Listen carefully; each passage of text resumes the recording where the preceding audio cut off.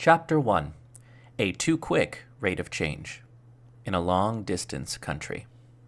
District 3 of Academy City contained a number of international exhibition halls. There was a direct railroad line leading there from District 23, which was the city's entrance for other countries.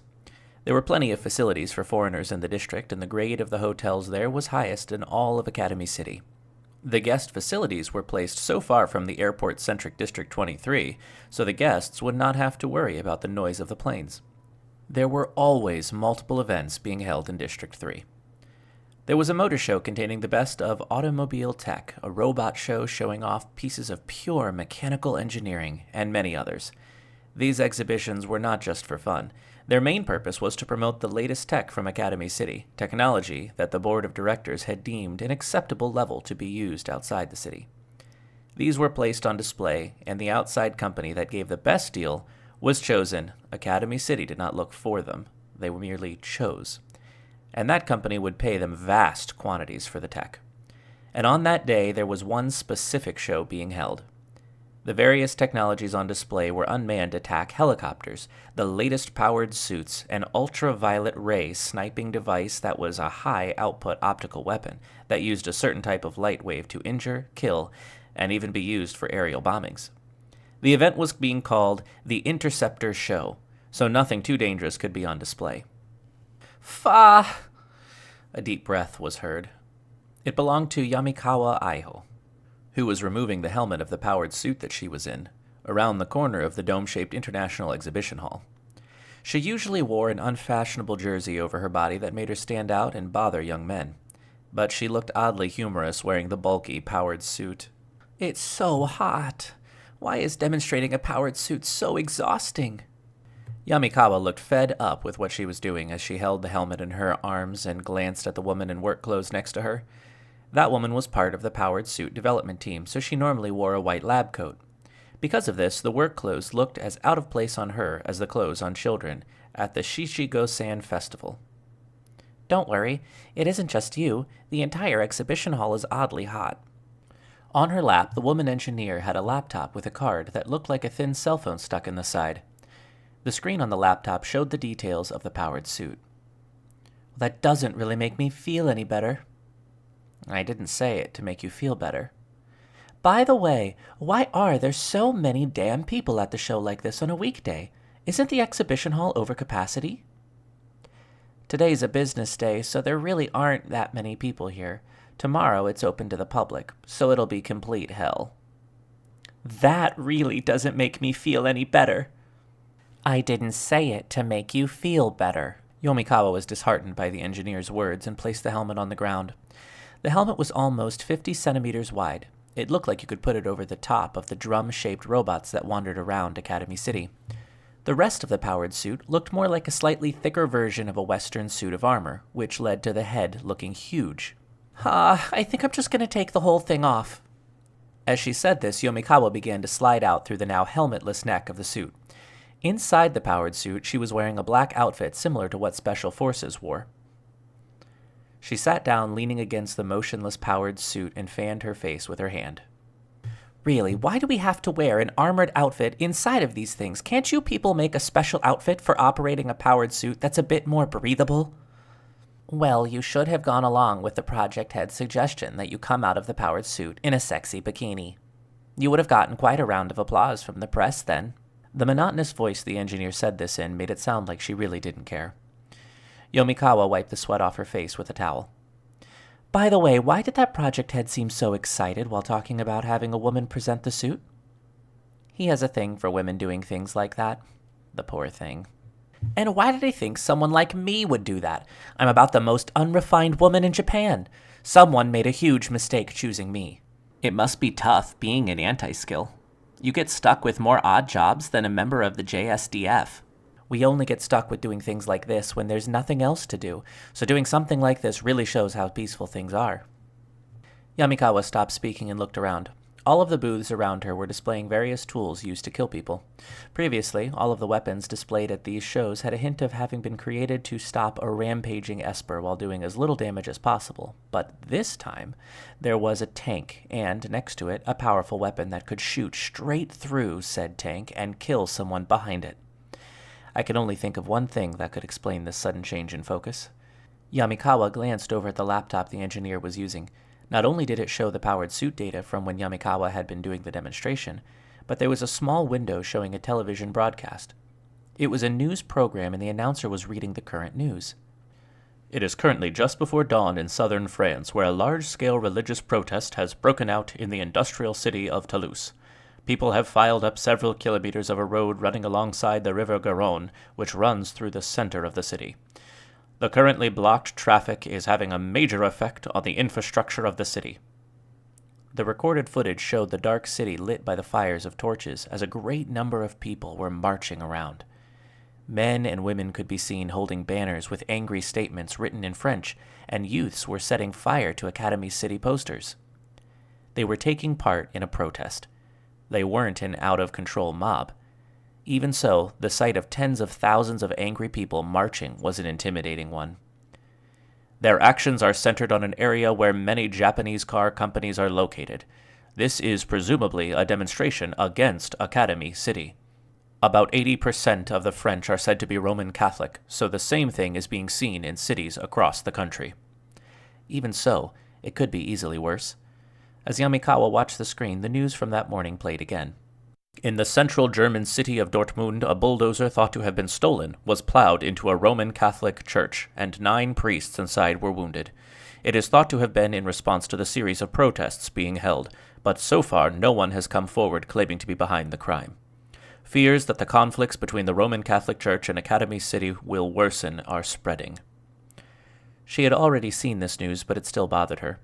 It was like a small spark spreading into a pile of straw. The movement of the world had greatly changed in the last few days. The demonstrations being carried out by the Roman Catholic Church around the world and the various overreactions to them were picking up pace. And, almost as if it were in response to all this, Academy City was now holding this show full of weaponry. At first glance, it could be taken as the board of directors officially saying that they wouldn't be giving in to the demonstrations. But it's all being carried out a bit too efficiently. Developing weapons was not the same thing as making plastic models. You had to apply for the job, calculate an estimated budget again and again, have it examined, create a test model, build each part, and go through simulations tens of thousands of times. It was only after you found good results that you could finally release a product. The demonstrations had only begun to worsen a few days ago. That wasn't enough time to go through a development process that usually counted in years, which meant Academy City was already prepared. They had predicted this would happen and decided to prepare to take control of the aftermath instead of stopping it from happening in the first place. "Damn it," Yomikawa muttered. It may not have been Academy City that pulled the trigger that led to war, but they were clearly making the absolute best of the situation. The woman engineer whom the laptop belonged to wiped the sweat from her brow using her shirt sleeve and looked uninterestedly towards the news on the screen. "It's the same thing on every channel. It's times like this that I wish I'd subscribed to some channels that only aired variety shows." "What do you think about this situation?" "Well," the weapon development research engineer took a deep breath. "I don't like having more work, and having to put in unpaid overtime is even worse." "Is this exhibition really that different than usual?" "Yeah, the project head is really enthusiastic about this one. He said something about needing to overthrow the idea that being a military contractor is horrible so that we can have a whole new market to work in. He also went on about how it's a great time to be a weapons developer. The project head was getting so worked up that I chucked some ice at him to try and cool him down." "The tech on display here is clearly not here to sell to outside companies, so this must really be a kind of military exercise. We're really just showing off our destructive weapons to the enemy as a diplomatic tool. The companies we're trying to work out a deal with aren't going to get these things here as is. Just like how rifles are sold in stores with a full auto function taken out, these will be sold after reduced by 3 or 4 tiers. The weapons end up just barely creatable by the technology outside of Academy City." Yomikawa glanced at some men in business suits chatting a bit a ways next to the stage. "Also, licenses to create the core parts of the weapons are being sold to organizations that work with Academy City in various countries. They just have to inform us of how many they're making and where they're being deployed. Honestly, why is Academy City going this far to gather money?" With enough funds, we could mass-produce some pretty ridiculous weapons. The project head was saying something about a giant robot that could fly through space. He'll probably choose a teenage boy to pilot it. You don't sound all that motivated. Not at all. Yomikawa Aiho had no way of knowing, but at the center of this large conflict was a single boy, Kamijo Toma. Other than his special power Imagine Breaker, he was a normal high school student. But if what God's right seat said was correct, he had made an enemy of 2 billion people. When he thought of the things he had gotten involved in the past few months and how he had resolved them little by little, it wasn't really all that surprising. But where was Kamijo Toma, the boy at the center of the conflict, now? Can you explain to me why you did what you did? He was being scolded by a tall female teacher in a staff room. Actually, Kamijo was not the only person being scolded. Aogami Pierce and Tsuchimikado Motoharu were lined up next to him, and behind those three stood Fukuyose Sierry, whose angry face seemed to be asking why she was there too. The staff room was full of steel office desks cluttered with various objects. It was the lunch break, so there were plenty of teachers there. Some were eating their bentos, some were grading tests, and some were sitting on electronic moving rocking horses that were supposed to help lower one's weight. Among them, one teacher was doing none of these things. Oyafune Suama was instead sitting on a cheap swivel chair, crossing her legs covered in beige stockings, combing her black hair that looked as hard as metal, and glared at Kamijo and the others with sharp eyes through her inverted triangle glasses that were probably some expensive brand. I'll ask you again to explain to me why you were having a fight full of fists and burning souls in this place of learning. She was met with silence. The news announcer could be heard from the TV on the wall. As a result of the repeated demonstrations and protests, the Italian Soccer League has announced that this morning's game has been cancelled for safety's sake. You can't explain it? That upset math teacher, who was wearing nothing but brand-name clothing, was well known in the school for being strict when it came to discipline. Kamijo's class didn't take any classes from her, so they hadn't really crossed paths before, but she had caught them today. The head teacher of Kamijo's class was Tsukuyomi Komoe, but not even she could keep track of what was going on in the classroom during the lunch break. Oyafune Suama had been walking by when they were in the middle of a fight and dragged them to the staff room. After a bit, Kamijo, one of the three idiots, started speaking. But his gaze was set with resolve. But Aogami Pierce and I were arguing over whether red bunny girls or black bunny girls were better, and then Tsuchimikado comes in and starts saying some ridiculous crap about white bunnies being the best ones. Suama fell right out of her chair with a loud crash.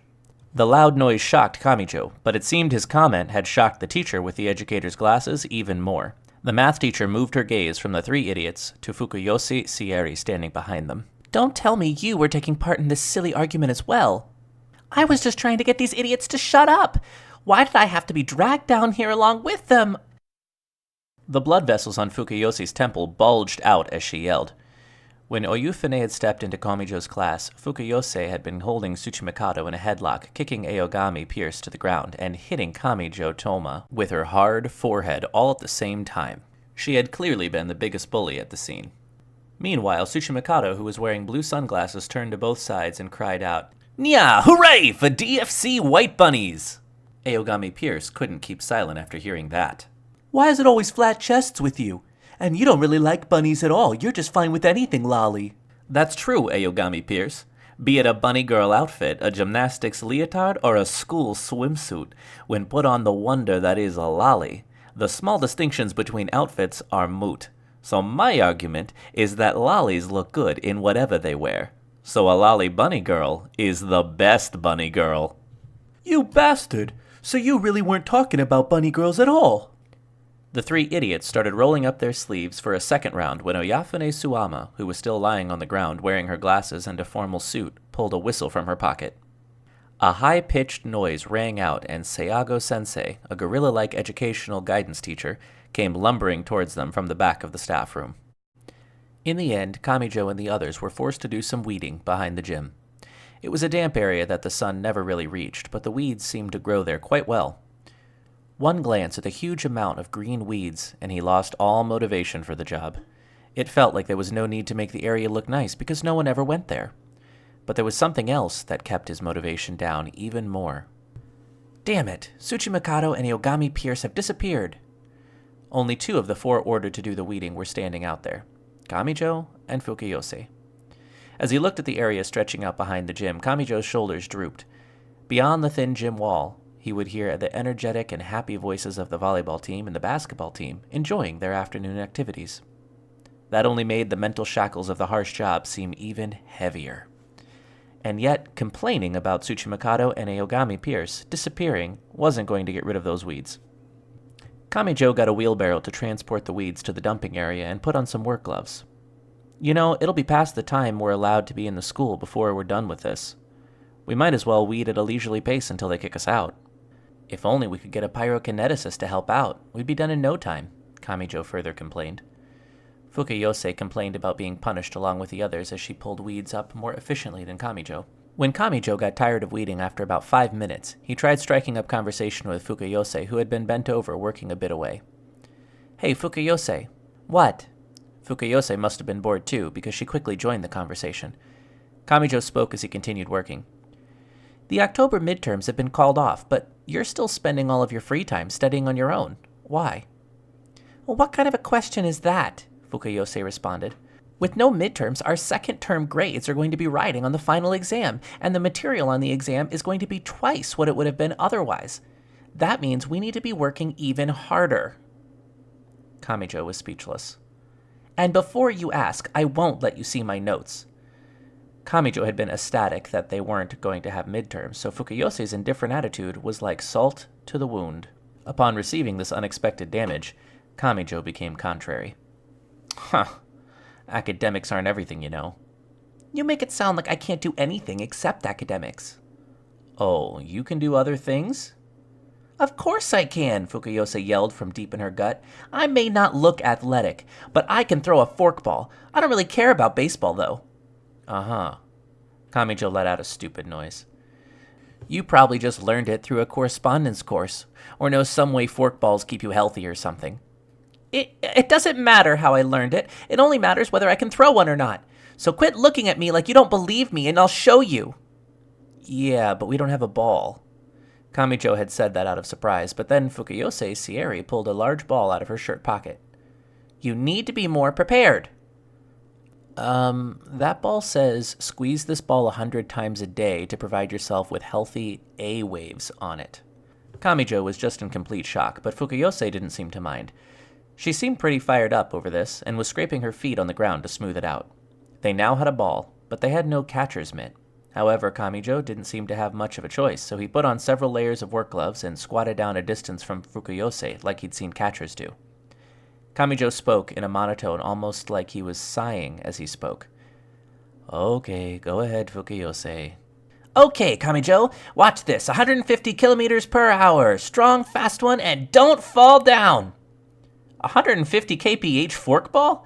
I'm about to fall over from shock at that bluff." Kamijo was flustered. Fukuyose seemed to be really into it as she gripped the white ball and moved her body into position. She was building up her power when Kamijo yelled out, "Stop, Fukuyose!" "What?" Fukuyose yelled while wobbling on her interrupted pitching form. Kamijo was hesitant to explain the situation, so he gave only the core of the information. "Your skirt." "Huh?" Fukuyose looked confused at this comment, and then she noticed where Kamijo was looking. When she looked down at her hips, she saw that the leg she was holding up was flipping up her short skirt, making her panties, with a cute design, visible. Fukuyose Seiri threw her strong fastball. Kamijo screwed up his timing, and the soft rubber ball hit him straight in the gut. It made a very loud noise. As he writhed in pain, he spoke in a shaky voice. That was no forkball. It flew in a completely straight line." "That one didn't count." Fukuyose declared that with a little too much force in an attempt to fool him and took the ball back. "It'll be a forkball this time. It'll jerk down, so hold the mitt down low." She went back into pitching form, but she must have taken heed of Kamijo's warning about her skirt because she kept the movement of her leg to a minimum. That may have been why her body was wobbling a little off balance. Even so, she managed to give the ball incredible power. It slammed into Kamijo's glove-covered hand with a loud noise. His hand stung afterwards, even though they were using a toy ball instead of a proper handball. Also, Fukuyose wasn't throwing upper hand like a softball player. She was throwing overhand like a professional baseball player. And quite well, too. Kamijo softly squeezed the ball he had caught. Did that fall? Yes. What are you looking at? Couldn't you see it jerk down right in front of where the batter would be? It looked like a normal pitch to me. Kamijo, you can't tell because you're not looking from the batter's perspective. If you were holding a bat, you'd be able to see the effect of the forkball clear as day. Oh, now you've said it, Fukuyose. Kamijo smiled and grabbed the 50-centimeter long plastic handle of a small broom that they had prepared just in case. You're on. He gripped the broom kind of like a baseball bat and swung the end with flicks of his wrist as if he was measuring its timing. Meanwhile, Fukuyose caught the ball Kamijo lightly threw to her, and a daring grin appeared on her lips. You think you can hit a ball thrown by a major leaguer like me? Ridiculous! I'll hit a home run. Then I'll have to let you feel the disgrace of losing to a true forkball. It's gonna go out of the park. She threw the white ball. It flew through the air. If he had waited to see whether the ball would fall or not, it would be too late to hit it. As he was measuring her true intentions and her true skill, he began to move. Power and tension ran throughout his body. He calculated his timing, gave a short breath, gathered strength in his legs, swung his hips in unison with the movements of his legs, and swung the broom in his hands as hard as he could. And from her suit and glasses to her stockings, Oyafune Suama was covered in brand-name clothing. She was a woman that knew the advantages that being beautiful gave. She primarily knew this because she used to be the person who was at the disadvantage for not being beautiful. But anyone could reach a certain level of beauty if they tried. Suama's theory was that you may not be able to be the best of the best, or even among the best, through hard work alone. But you could at least be better than most, and as better than most, you could get a taste of the blessings of beauty. It was advantageous to be beautiful. The students listened to her during class, and the other teachers didn't look down on her, and people gave up their seat for her in the cafeteria. And all of that was the result of refining her body inside and out by taking multiple baths a day, putting lotion on her face before going to bed, eating breakfast every day, keeping her weight down so it didn't affect her skin, spending over an hour in the morning putting makeup on, and spending large amounts of money buying Western clothes from magazines and the internet. When school came to an end, Oyafune Suama was always very worried that her makeup might have started to come off, and especially that her drawn-on eyebrows might have started to run from the sweat. But one's attitude and mood were an important part of being beautiful. If she showed outward signs of being worried about her makeup, the blessings of beauty would be diminished, so she couldn't be constantly checking her hand mirror or going to the bathroom. Suama slowly looked around. She was in the staff room. By this time, most of the teachers had left to advise club activities, so there usually weren't many people around. She thought about checking on her eyebrows if no one else was there, but... Yawn, making lesson plans is hard work. Suama's eyes moved to the female teacher sitting almost right next to her, who looked like an elementary school student. It was Tsukuyomi Komoe. Looking at the mountains of papers around her, it was clear she was working on more than a single teacher's worth of material. This small teacher would always go over the data on each and every student and come up with the best lesson plan for each student, but now she was working on another teacher's class as well. Quite a bit of anti-skill was currently out making war preparations, so they didn't have time to make lesson plans. This meant that the non-anti-skill teachers had to help them out. Suama had been forced to make another teacher's plans as well. But the teacher wearing the inverted triangle glasses couldn't help but be more interested in Komoe's sensei's small size. What kind of health system do you use to keep your skin so young? In fact, these numbers don't add up. Huh? What seems to be the problem? I'm quite good at math if you need any help there. The 135-centimeter tall teacher quickly came walking over after hearing Suama's perplexed voice. Suama knew she should learn from her senior teachers, but this one really looked like she was in elementary school. Tsukuyomi Komoe took the documents on Suama's desk and nodded as she checked over each of them. By the way, Oyafune-sensei, I heard my students caused you some trouble today, so I wanted to apologize. No, it was nothing. Oh, that reminds me. I wanted to have a word with Kamijo-chan and the others. Do you know where they are now? It seems they went off somewhere right after homeroom. Do you think they went home? Oh. Suama looked over at the clock on the wall. It was almost 6 p.m. It had been a few hours since she had told them to go weed. "Crap, I'm sorry, Tsukuyomi-sensei. I'll go get them right away." But where are they?" Oyafune Suama turned her back on her senior teacher and ran out of the staff room. The club activities would be ending soon, and the students, not part of the club, were long gone, so the dim hallway was almost empty.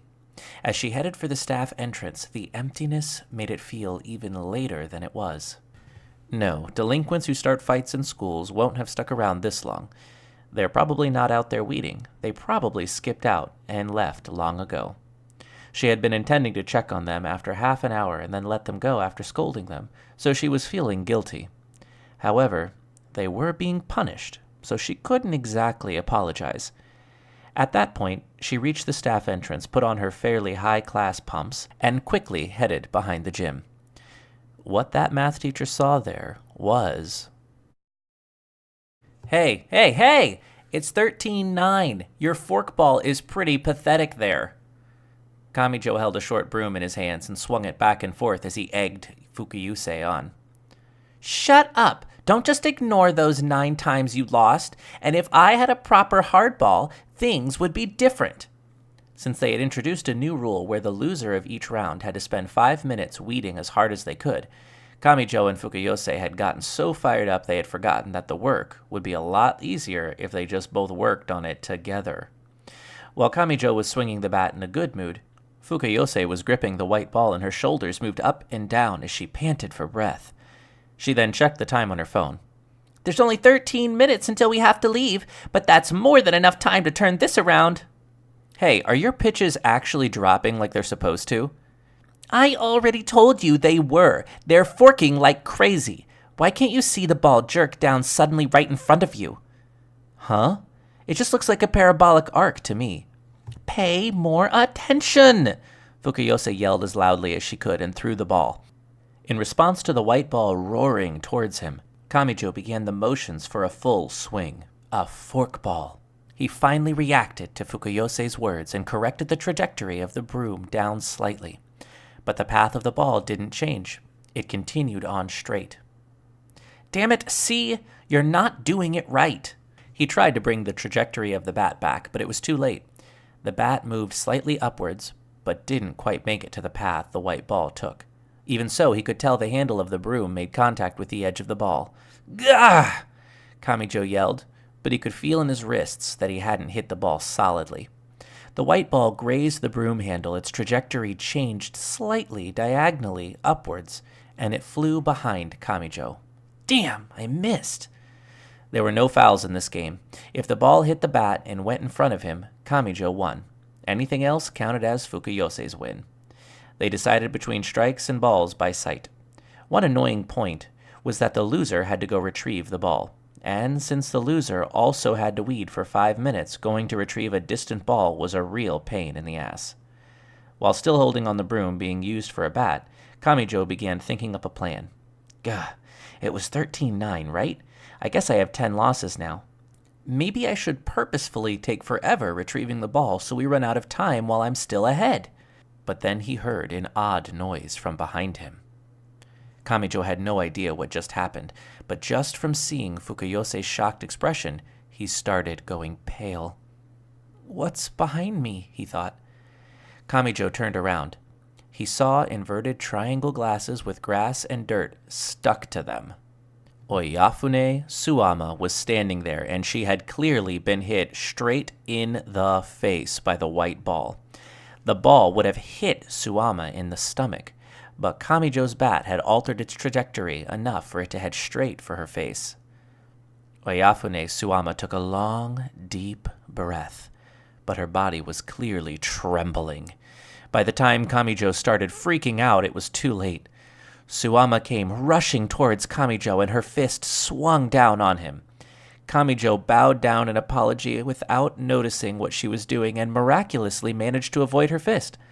Filled with the anger from both the ball and from having attacked the air, the math teacher stomped down on Kamijo's back with the pointed heel of her pumps.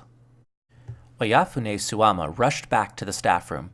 Komoe-sensei must have gone somewhere because she was gone. Suama had tried using her handkerchief to wipe off the grass and dirt. What? Dirt, dirt, dirt. It's on my face, it's on my face. Oh no, I may have wiped off my eyebrows with the handkerchief. What do I do? What do I do? She was obviously panicked, and after all, she had just confirmed that no one else was in the staff room. She pulled out her hand mirror to check, forgetting to head to the bathroom first. At least her eyebrows were fine, but that wasn't enough to calm her down. It was advantageous to be beautiful, which also meant that it was disadvantageous to not be beautiful. Let's see, it's on my clothes. It's here, too. And here, my hair is all messed up. I'm covered in sweat. There's a run in my stockings from walking so quickly. Where do I start in fixing this? She started by taking off the coat of her suit and wiped off the dirt that had made it onto her white blouse. Then she started unbuttoning her blouse in order to shake off the dirt she couldn't get off just by brushing it. Then she took off the beige stockings with a run in them and put on the spare ones she had in her bag. In order to do this, she had to push her tight skirt up, but she didn't have time to take care. She had to turn herself back into usual, perfect, beautiful self as quickly as possible. But all of a sudden, the door to the staff room started to slide open. Suwama was raising one of her legs in order to put the stockings on, and she jumped out of shock. Ah, wait, stop! She tried to stop it. Huh? What's wrong? Her words had clearly reached whoever was on the other side of the door, but the door opened anyways. Kamijo Toma was standing there. Oyafune Suwama currently had the front of her blouse open so her black bra was visible. Also, her tight skirt was still pushed up in order to put on the stockings. Ka! She almost screamed but cut herself off. Instead of screaming, she reached her hand over her desk and grabbed the magnetic 50-centimeter classroom set square and threw it full force at the staff room entrance. Kamijo slammed the door shut and the edge of the set square stuck into the door like a shuriken. The rest of the set square twanged back and forth. She heard Kamijo yelling from the hallway. What? Are you trying to kill me? Why did you open the door after I told you to stop? After she had gotten the stockings on, closed the front of her blouse, and put the coat of her suit that was folded over the back of her chair, she headed out to the hallway. But she heard an odd ripping sound from her thighs. Suwama looked down at her thighs to see if the brand new stockings that she had only worn for 2 minutes had a run in it. Excuse me. Almost as if he had timed it, Kamijo cautiously opened the staff room door again. He saw Oyafune Suwama standing with her legs spread apart, her skirt pulled up, and bent over staring at her crotch area. This wasn't just a scene a beauty shouldn't let anyone see. This was a scene a woman shouldn't let anyone see. This time, the math teacher silently grabbed a giant protractor for the blackboard and threw it towards the door. Another piece of teaching equipment was now stuck in the once again closed door. A quavering voice came in from the hallway. I was just going to explain why I had come in before. What possible reason could you have had to make this situation even worse like that? Explain to me your reason as concisely as you can. It's almost past the time we can stay at school. Can we quit weeding now? Is that all? The veins on Oyafune Suwama's temple bulged. She grabbed the giant compass from the blackboard from her desk and ran out of the staff room, intending to knock that trouble student down with it. But Kamijo Toma was gone. She glimpsed a figure running around the corner, heading for the stairs. What's going on here? Suwama mumbled that in complete exhaustion, but there was no one around to hear it. Damn it, I really thought I was dead. Kamijo left the school and spoke to himself as he trudged along the dark path home. It was October now, so it was starting to get cold around this time of day. That may have been why it didn't feel like there were as many people out as during the summer. Coming from the airship floating in the gloomy sky, he could hear an announcement giving a warning about fires due to the dry air. Kamijo slowly walked along the sidewalk, avoiding the cleaning robots and thinking about what to make for dinner. He decided to head for the department store by the station because he was a bit worried he didn't have enough food in the fridge. There was a cheaper supermarket a bit further away, but he wouldn't make it home in time if he headed there. If that happened, Index would go nuts back in his dorm room due to her empty stomach. As he headed toward the station, he spotted a girl with brown hair wearing a Tokiwadai middle school uniform. It was Misaka Mikoto, and she was delivering a high kick to a drink vending machine and tilting her head in puzzlement when nothing came out. Seeing this, Kamijo quickly turned 180 degrees and hurried away. It's best to avoid danger. Let sleeping dogs lie, as they say. What do you mean by that? When his casual comment to himself received a response from behind him, Kamijo's back straightened in fright.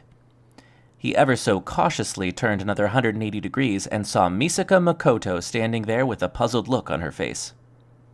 Kamijo let out a short sigh of anguish. Please forgive me. I asked you what you meant by that.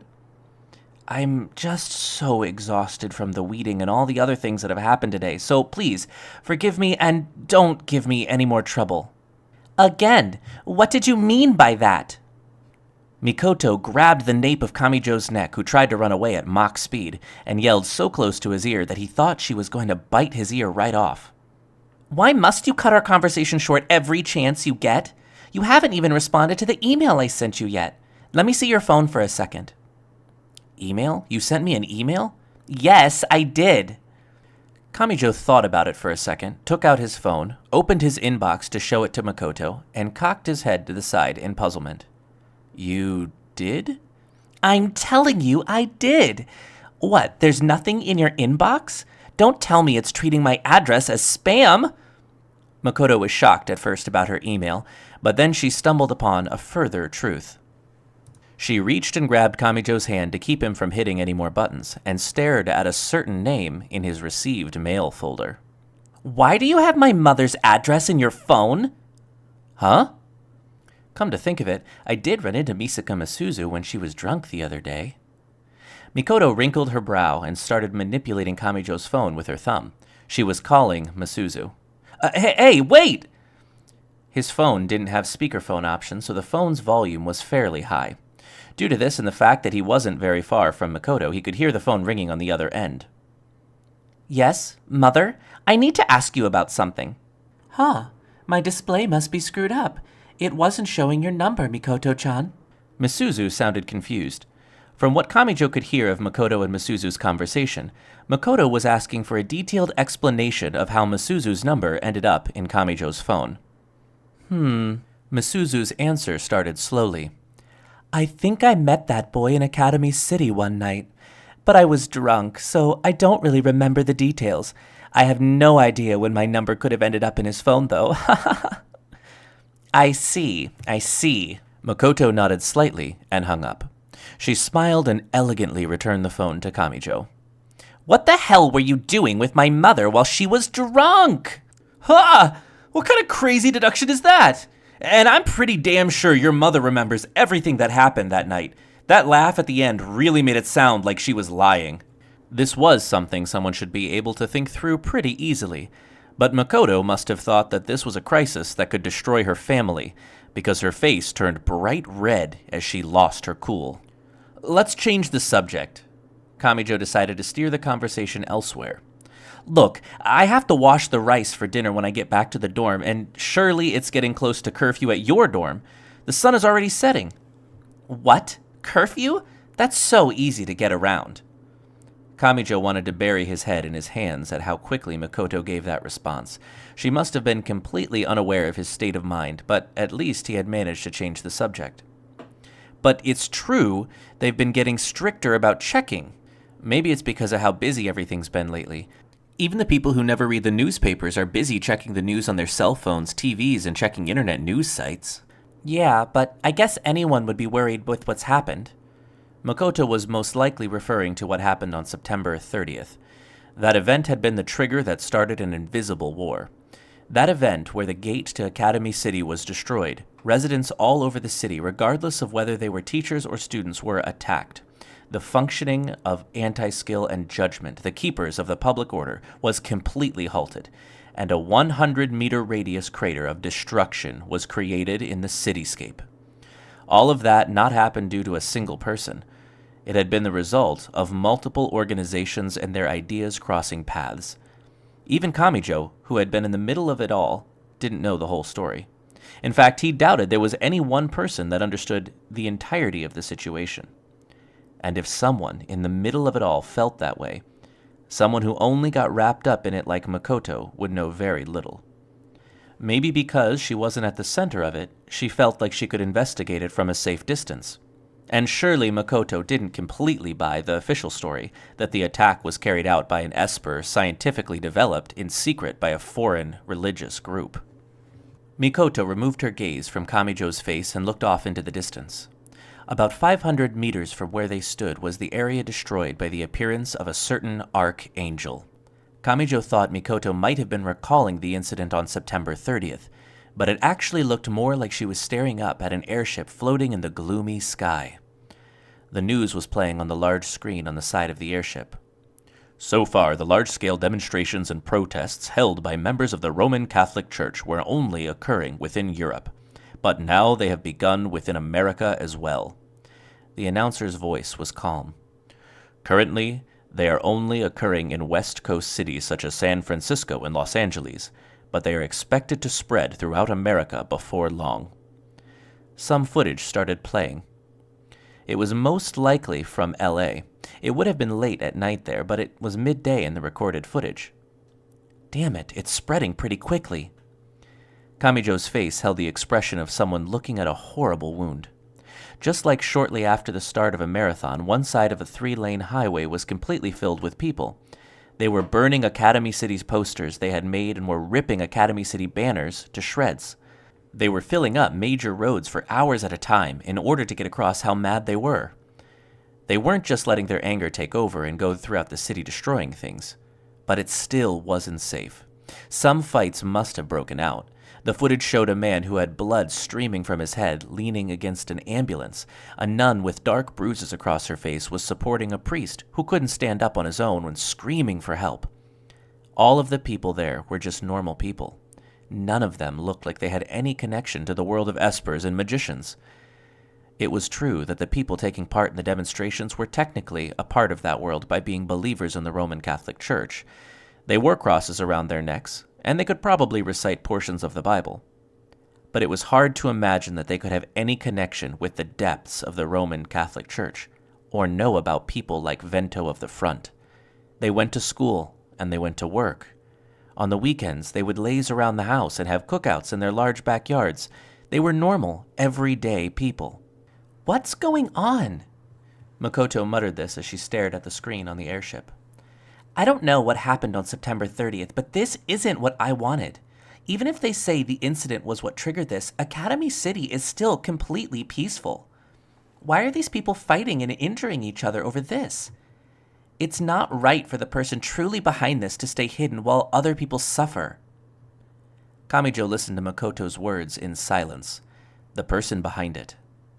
Makoto had subconsciously decided there was one. That was probably what she wished was true. If someone was behind this, you could fix that one problem and everything would go back to normal. Since Makoto had a powerful ability known as Railgun, that was the easiest way for her to think about the situation. But there was no one person behind this. It was true that the incident on September 30th that triggered it all was caused by specific people, Vento of the Front and Kazakiri Hayoka, and there was someone behind their actions. If the events on that day had been properly stopped, things may have been successfully solved by the method Makoto wanted, but the current situation was not the spark that was the origin of the damaging fire. This was the huge conflagration that comes about as the result of the spark. This was well past the stage where capturing the person behind it all would stop it. The people carrying out the demonstrations were all normal people, and they weren't being forced to do it on anyone's command. They read the newspaper or watched the news and decided to take part out of indignation. They were all merely acting on their personal beliefs. To stop the person behind this, you would have to punch out every single person throughout the entire world who was taking part in the demonstrations. That wasn't solving a real solution. But how else could it be solved?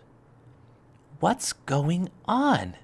Makoto merely repeated what she had said before, but it pierced Kamijo's heart this time. This wasn't a problem a kid could come up with an answer for. Between the Lines, 1. The Tower of London was a well-known tourist attraction in England. It was known as a facility of blood, torture, and execution. That was the last stop for prisoners. It had been said that once you passed through its gates, you never came out alive.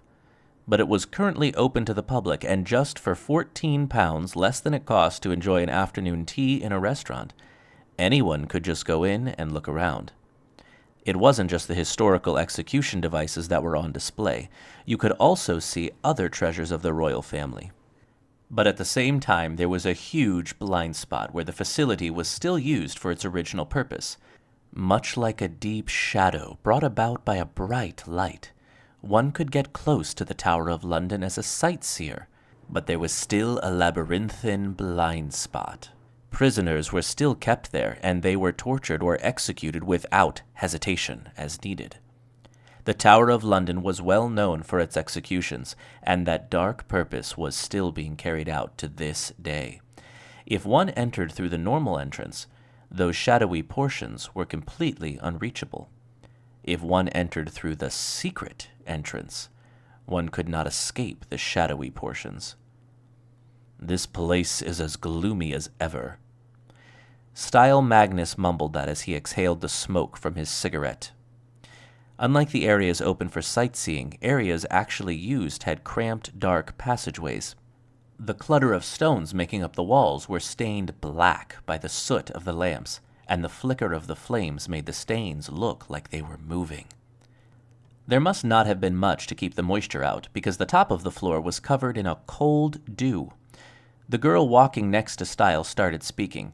It was Agnes Sanctus, former nun of the Roman Catholic Church. So you will be interrogating Lidvia Lorenzetti and Biagio Busoni? I want to ask some things about God's right seat. Since the leader of a unit like you doesn't know, it'll probably be faster to ask some VIPs. Do you think they'll tell you? They're practically nobles. You can watch and learn a few things about how we deal with this in England. Lecturing each and every member of your forces would be a pain, so you can just explain it to them later. Style stopped in front of a door. It was a thick wooden door that had been darkened by all the moisture it had absorbed.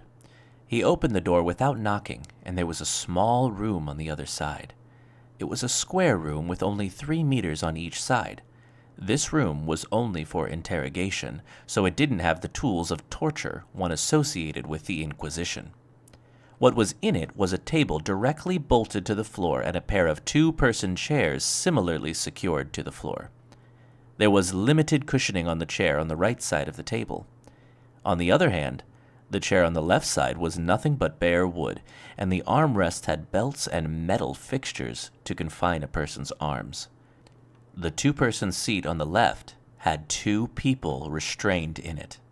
They were Lidvia Lorenzetti and Biagio Busoni, both important people that had special positions within the Roman Catholic Church. I'm sure you know what I'm here to talk about. Styles sat in the chair on the right and spoke in an annoyed voice. Agnes debated whether or not she should also sit down, and decided to stand next to him instead. Biagio, a middle-aged bishop, was bound to the chair by a belt. He glared at Style. His gaze never fell directly on her, but Agnes flinched as she was a former member of the Roman Catholic Church. Style, however, didn't seem to mind. It may have been due to the fact that he had been deprived of sleep to the point that it wore down his mind but didn't affect his health. But Biagio didn't look well. His hair and skin had lost their sheen and now just looked cracked and dried. So you want to talk? If you're going to lecture me about the Bible, leave it to Sunday. Tell me everything you know about God's right seat. Bring out the torture devices the Anglican Church is so proud of. I want to show an amateur like you what true piety looks like. Biagio's arrogance was as strong as ever. Meanwhile, Lidvia did not seem at all interested in the conversation. It wasn't that she was working to suppress her emotions. She truly wasn't feeling anything strong enough to show up on her face. Lidvia may have had more patience than Biagio, whose irritation was clearly showing on his face.